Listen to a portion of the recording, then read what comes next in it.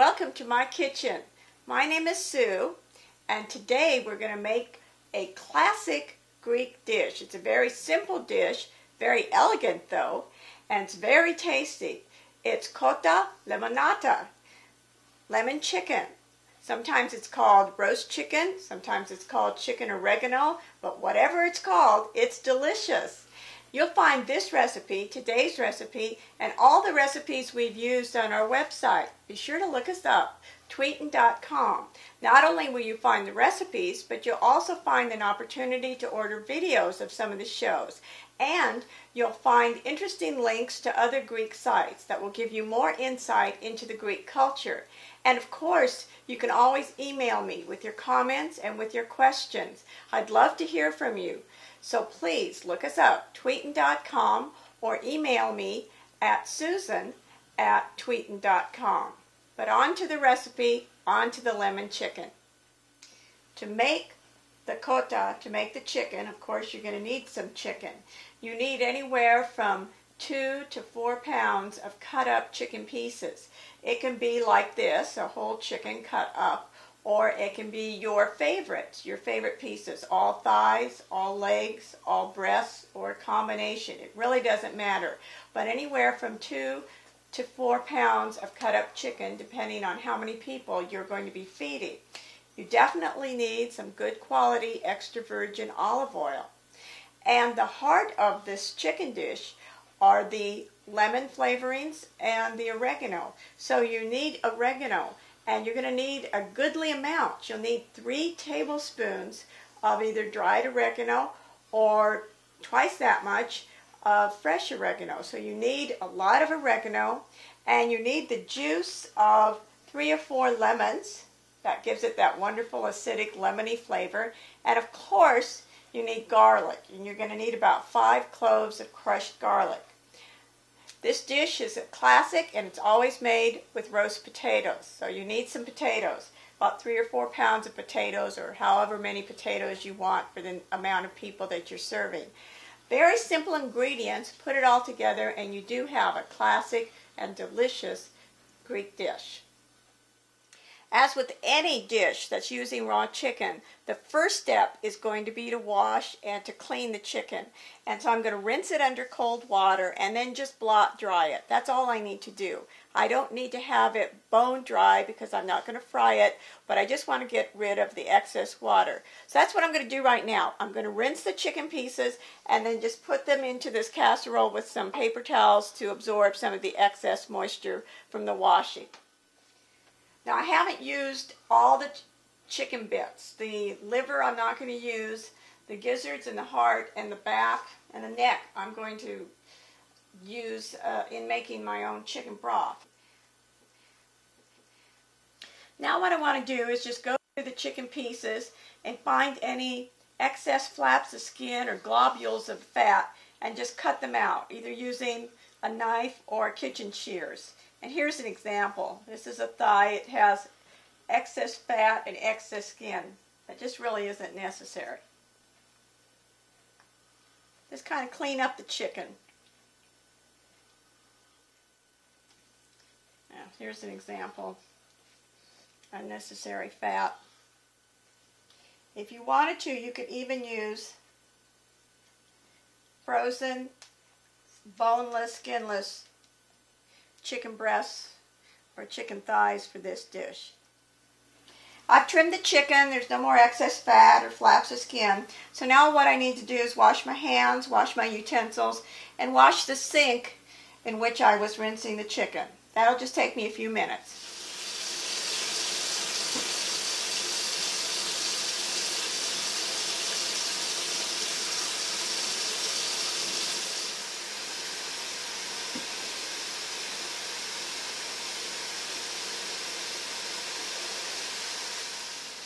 Now the chicken's all done and ready. I've got it in my pan. This is the large pan. I'm going to marinate it in this pan, and I'm also going to roast it in this pan. However, you could always marinate the chicken in a big bowl. That really doesn't matter. Now, the next step is to actually make the marinade. And the marinade is quite simple. It's mainly just olive oil, lemon juice, garlic, and the oregano. So the first thing I'm going to do is measure the olive oil. And I need a 1/4 cup of good quality olive oil, extra virgin olive oil. A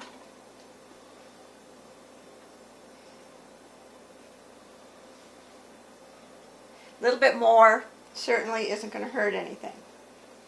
So there's a 1/4 cup of olive oil. I'm going to use the juice of 4 lemons because I really like this dish to be lemony flavored. So here goes.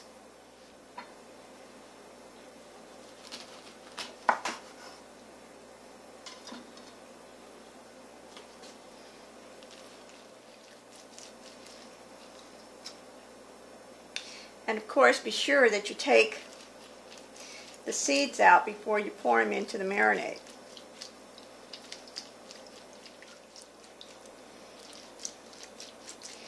And lemon number 4. That's a lot of juice, but it's okay. I'm going to strain it because there's so much pulp and seeds all over the place. So I'm going to strain it and add it to my olive oil.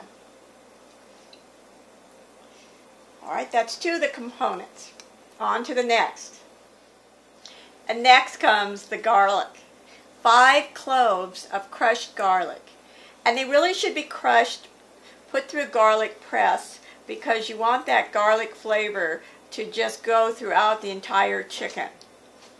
So 5 cloves of garlic. And I suppose if you were really frightened of garlic, you could use less, but it won't taste as good. And garlic's good for you anyhow. So there's no reason to skimp on it.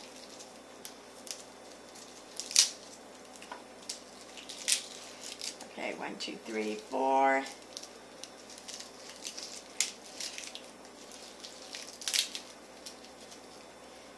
Oh, this is so skinny it doesn't count. 5. There we go. I'm going to give them a whack just so I can remove the skin. Whoa. Remove the skin a little better. And into the press they'll go.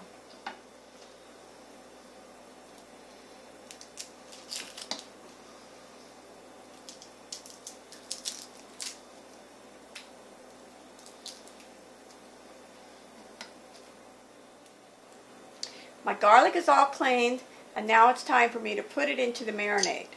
And I'm using a garlic press. There are plenty of different presses on the market. Just find one you like and use it. The advantage is that it really does a nice job of finely crushing the garlic.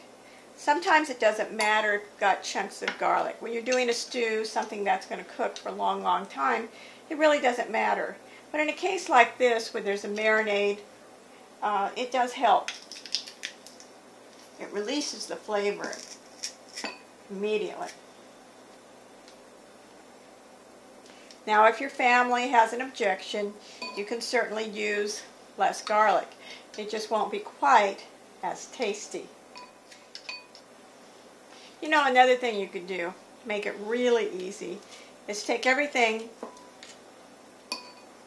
that's in this marinade and just run it through the blender. That would work too. Okay, this is my last itty bitty garlic. Squeezing the life out of it. And then anything that's left here, give it one more squeeze. And then just dump everything in the marinade.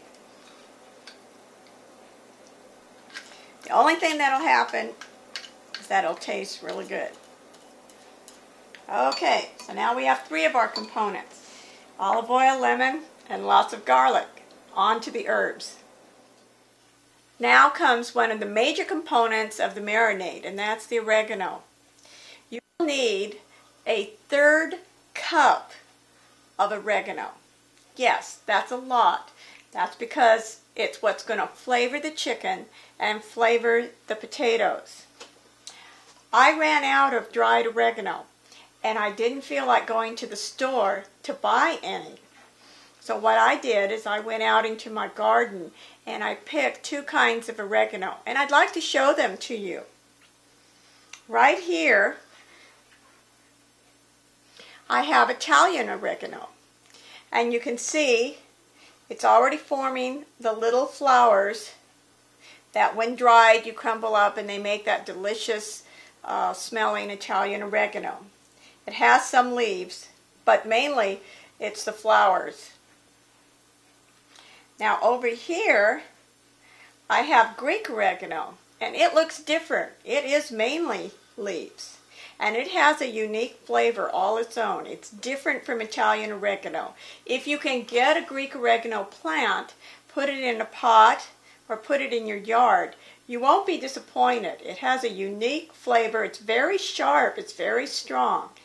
And the two of them together make a wonderful dish. You can use both of them together, or all Italian or all Greek. It really doesn't matter. If you're using dry oregano, use a 1/3 cup.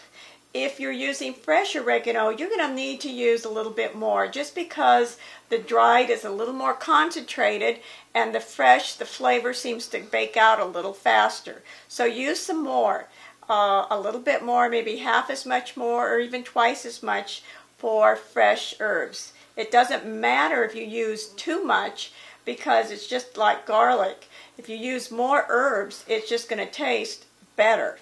So now my job is going to be to take the leaves off, chop them up, kind of measure them, and get them into the marinade. Here's the Italian oregano. I'm just going to snip off the leaves and the little flowers. I'm going to try and avoid the larger stem right here.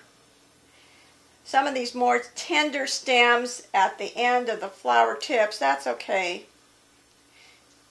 if you get that in.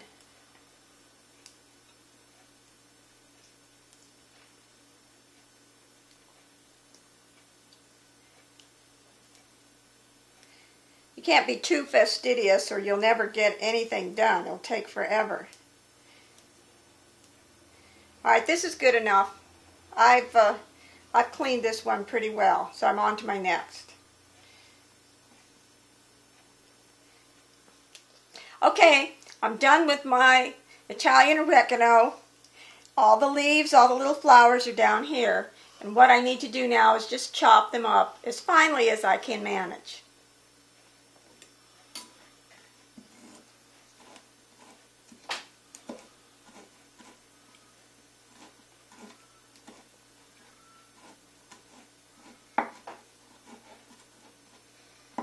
And boy, does this smell good. It has a delicious fragrance.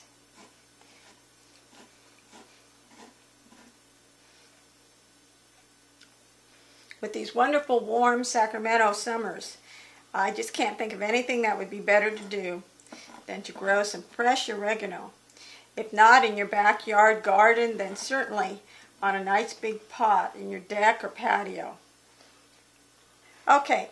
So I'm trying to build this up to 1/3 cup. Now I'm going to go to my Greek oregano. And it's the same approach. Just start pulling off the leaves. Now of course I've washed these very, very carefully. And I don't use any kind of strange sprays on my herbs. But because they're growing in dirt, they can get dirty. So you need to wash them to remove the dirt. Now this is tearing off leaves.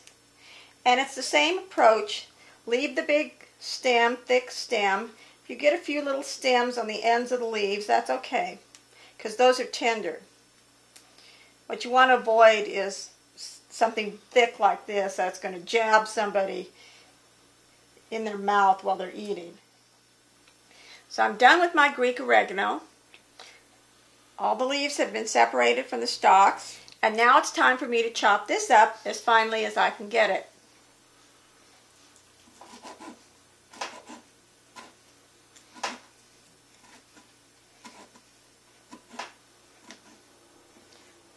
And this too has its own delicious, unique fragrance. I like the combination of the two oreganos. Now I'm going to add this to my measuring cup and see if I've come up to 1/3 of a cup. If I haven't, it's out to the garden for more.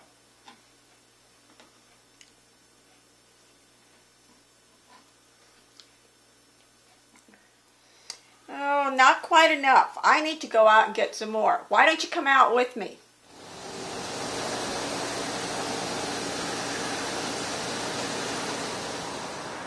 This is my Italian oregano plant, so I'm going to cut a few more stalks off of it. And over here is one of my Greek oregano plants, and I'll cut some off of here.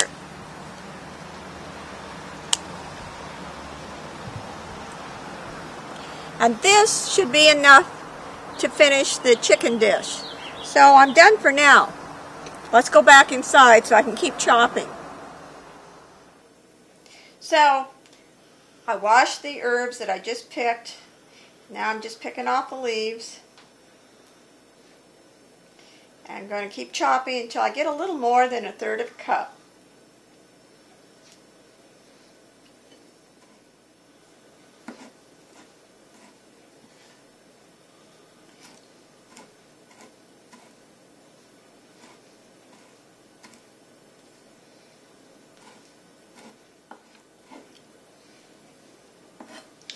All right, this should do it. Yep. So now all the herbs are going into the marinade.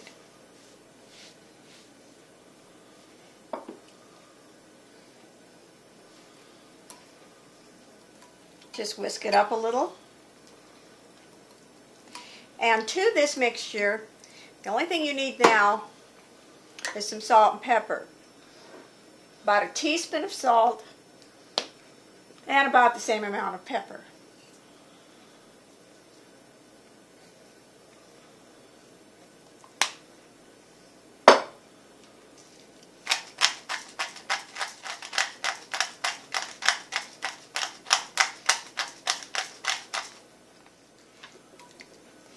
Just be sure you mix all the ingredients for the marinade well.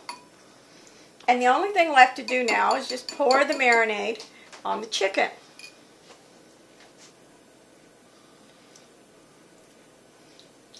It looks really pretty. All that green and the delicious flavor of the garlic, tanginess of the lemon.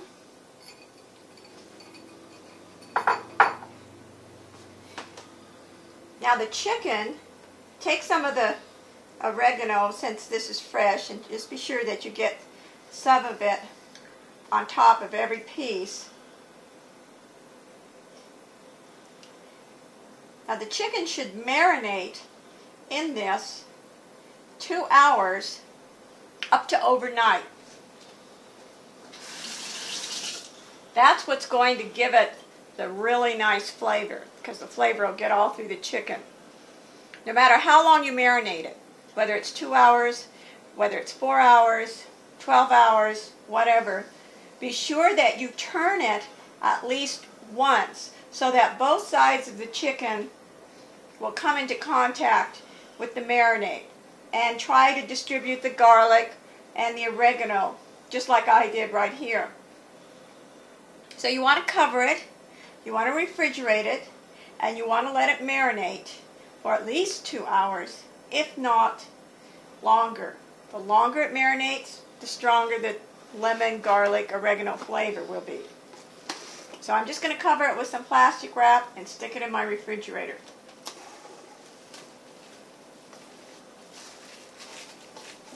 And that's it. You don't have to think about it for a while. My chicken's been marinating for about 2 hours, so now it's time for me to start thinking about the potatoes. I'm going to serve this for dinner, so I'm not going to leave it overnight. What I want is enough potatoes, russet potatoes, to serve about 4 people. So I picked out about 4 decent sized potatoes, and always add one extra for good measure. All you need to do is just scrub off any dirt that might still be clinging to the potato skins.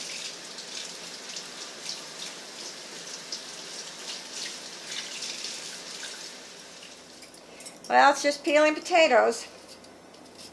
If you were in a real hurry with the chicken, you could just go ahead and bake it. The marinating, taking the 2 hours to overnight, really makes it flavorful. But you could go ahead, as soon as you have mixed up the marinade, just pour it over the chicken and stick it in the oven. Well, this is a classic combination, as I've said before. Chicken with lemon and oregano, and then roasted potatoes. This is something Greek people love to eat, and it can be found at almost every Greek restaurant, and almost every Greek festival will have some version of Greek baked chicken. Now these dark spots that you'll come across on a potato, just cut them out.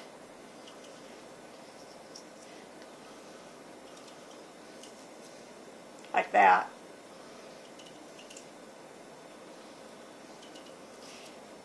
And if your potato chunks kind of look funny looking, that's okay. It really doesn't matter. When they get baked, roasted with that wonderful marinade, they're going to taste superb, even if they aren't symmetrical. Now you can chunk the potatoes into chunks, big chunks like this.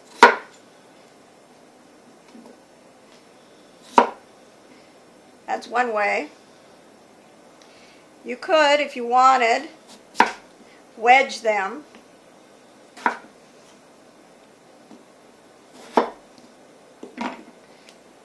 Like this. But whatever you do, don't slice them thinly. That's definitely not the Greek style. Greek people like to have a hunk of potato, whether it's a chunk or a nice wedge. So you just decide what mood you're in.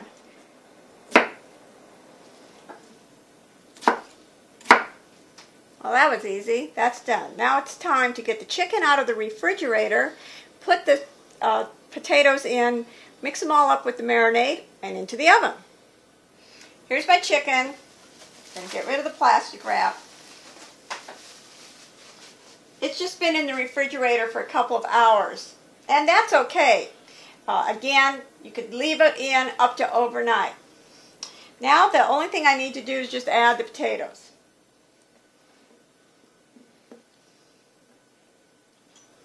Now, if I had a problem dealing with chicken parts, what I would have done is remove them, set them aside, put the potatoes in, stir the potatoes up with a spoon so they got all the marinade, and then put the chicken pieces on top.